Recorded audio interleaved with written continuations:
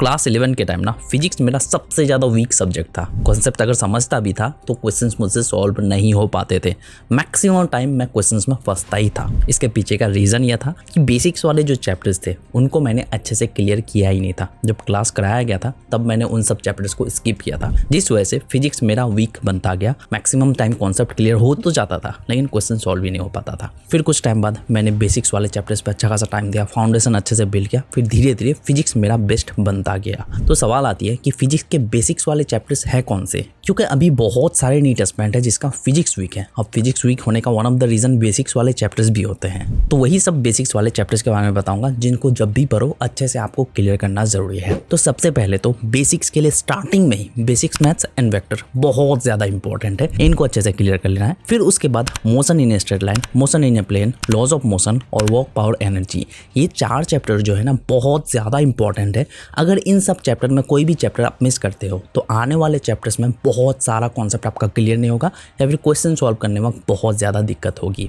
तो इन 4 चैप्टर को अच्छे से ज़रूर क्लियर कर लेना जब भी पढ़ोगे, इसी सीक्वेंस में पढ़ना है। उसी के साथ वर्क पावर एनर्जी और ग्रेविटेशन अच्छे से अगर क्लियर कर लेते हो फिर जो है आपको इलेक्ट्रोस्टैटिक्स अच्छे से समझ में आएगा। फिर उसके बाद जो है आपको करंट इलेक्ट्रिसिटी अच्छे से समझ में आएगा। उसी के साथ अगर आप ऑसिलेशन अच्छे से कर लेते हो फिर जो है आपको ऑल्टरनेटिंग करंट अच्छे से समझ में आएगा। तो work power energy, gravitation, electrostatics, current electricity, उसी के साथ ऑसिलेशन और ऑल्टरनेटिंग करंट, ये सारे चैप्टर समझ लो एक ही सीक्वेंस में आपको पढ़ना है, ठीक है। तभी आपका अच्छे से क्लियर भी होगा, फिर आप क्वेश्चंस भी सॉल्व कर पाओगे और कॉन्सेप्ट्स भी अच्छे से क्लियर होगा। उसी के साथ जो है एसएचएम भी अच्छे से करना जरूरी है और रोटेशनल मोशन, बहुत सारे स्टूडेंट को रोटेशनल मोशन में दिक्कत होगी ही होगी, बट रोटेशनल मोशन भी आपको अच्छे से समझना जरूरी है। उसी के साथ अगर आप वेव्स अच्छे से समझोगे तभी तो आपको वेव ऑप्टिक्स अच्छे से समझ में आएगा। तो ये जितने भी मैंने चैप्टर्स बताए इसी सीक्वेंस में पढ़ोगे तो ज्यादा बेटर रहेगा, अच्छे से कॉन्सेप्ट भी क्लियर होगा, बेसिक्स भी क्लियर हो जाएगा, फिर बाकी चैप्टर्स समझने में जरा सी भी दिक्कत नहीं होगी। तो जब भी ये चैप्टर्स आपको पढ़ाया जाए तब अच्छे से आप इन सब चैप्टर्स को क्लियर करना, तब आराम से आपका बेसिक्स क्लियर हो जाएगा